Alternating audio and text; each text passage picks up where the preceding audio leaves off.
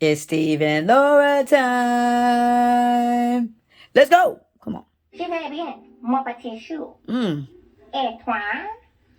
Je vais bien aussi. I'm fine. Assez de badinage. Dans ta bouche, que je te pose une bonne grosse bille.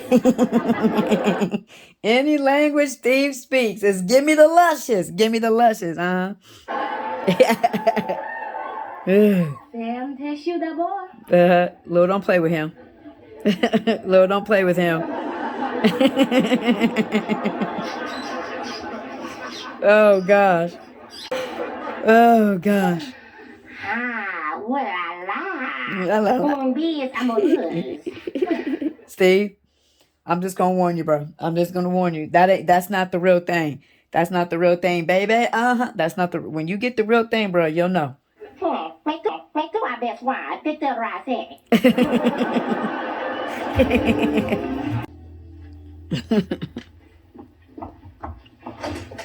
Myra, what are you Oh doing? gosh. Hello, Miss Laura.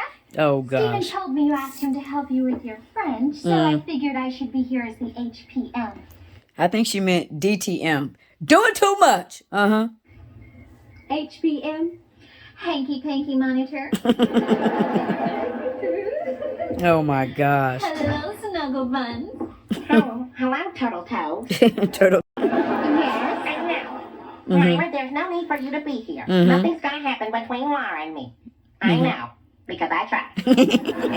He definitely did, huh? He definitely did, huh? Well, I'm surprised Laura turned you down. After all, she's on the rebound ever since Ziggy dumped her. Ooh. Yeah, Lord, hit her with that killer smile right there. Hit her with that killer smile. She coming in with problems again, Myra. Oh. Ziggy did not dump me. Ziggy and I decided we weren't right for each other, so we mutually agreed to see other people. It makes sense, Laura. I got you, girl. I got you, girl. Okay, fine. So you're not the first girl who needs to hear a fairy tale to get to sleep at night. Oh, wow. Oh, Myra. Myra causing problems once again. I'm trying to think. My parents taught me you don't go up in other people's houses causing drama, not unless you want to butt whoop it. You know what I'm saying? Take that how you want to take it, you know? We really do need to study. Oh, go ahead. I'll just keep myself busy while I chaperone you. Yes. Uh-oh. That's my sketch pad. Give it back now. Look at Laura about to tease Myra. Come on, Laura. She got a couple coming, huh? Steve, she's got you down pretty good. Okay. That's enough, Missy. Hand it over. Ooh, what's this? Me getting hit by a bus. And look who's driving. It's Turtle Toes. Man, look. Something else to point out. Like, some of y'all not going to like what I'm about to say. Some of you're not going to like it. But again, who looks like the third wheel here? Even though Steve and Myra are the ones that are dating. But let me point something out. Now, you see here, Steve and Laura, they're bonding a common interest, like I said before, which is why Myra's popping up. Myra, we kind of understand because Steve and Laura get their little snuggle on. They do. It's innocent and pure, but they do get their little snuggle on. So it's understandable that you want to pop up and see. But the one thing I wanted to kind of point out, because word on the street is that that Laura and Steve have nothing in common and Myra and Steve have everything in common. But something I wanted to point out is you see that Myra comes in, again, Steve and Laura are studying. Myra knows what they're studying, which is French, right? And Myra can easily come in and be like, hey, I'm going to join you guys and, or whatever it may be, maybe she doesn't join them in French, but maybe she brings in another book and I'm going to study while you guys are studying. No, she brings in her sketchbook, right? And what you see, apparently, this is something, because she had the pens. If you saw when she walked in, she had the pens and everything. And she looks to be very good at it. So this was, you could assume this is something very important to Myra. This is something that she probably puts a lot of time into. Now, could this possibly, though, be something that Myra and Steve don't have in common that Myra really, really enjoys doing? And so, that could there be a possibility, that there are some things that actually Myra and Steve don't have in common, and that Steve and Laura do. Shh, don't tell, look, I'm not the one to gossip, so you haven't heard it from me. You know what I'm saying? 2. Oh my God. Uh-oh. Girl, you are one totally sick puppy. Uh-oh. Laura calling her out again. Why? What? Look at that last sketch. Oh, no. Myra, you're in trouble, girl. You're in trouble. Look how he's looking at you. You're in trouble. You're in trouble, girl.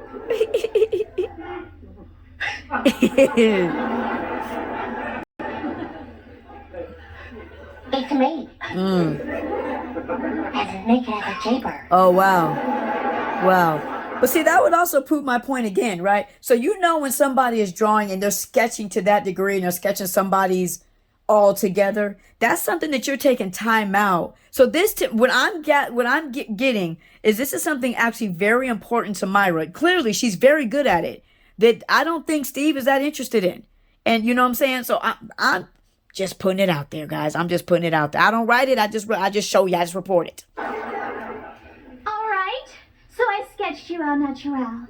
But can you blame me? Stephen has the body of a Greek god. Oh, gosh. Oh, my goodness. Unfortunately, he hasn't kept it up. Fortunately, hasn't kept it. I did not pose for this sketch. And you certainly did not draw it from memory. I'm not going to put out there, you know what I'm saying, for y'all to see that, when you saw the interaction with Steve, like, whose side was he on? He didn't get on Laura at all. He did not get on Laura at all. Laura gets up and takes Myra's sketch past. He didn't say nothing to Laura, which he's a smart man. He's a really, really smart man for not doing that. But I just wanted people to see that because people just think that Steve and Laura just, no, they're just totally bad for each other. And it's like, y'all want everything to be obvious. It's not always obvious, But on another note, doing something a little different, I want to touch on that real quick. I think if I put this up in the time that I want to, it'll be New Year's Day. So I want to wish, anybody, they say in church, under the sound of my voice, I want to wish everybody a happy, blessed, God-filled, happy New Year, and just want to encourage, people that, in this new year, go in with the right mindset, go with, like I said, go with that faith talk. You know what I'm saying?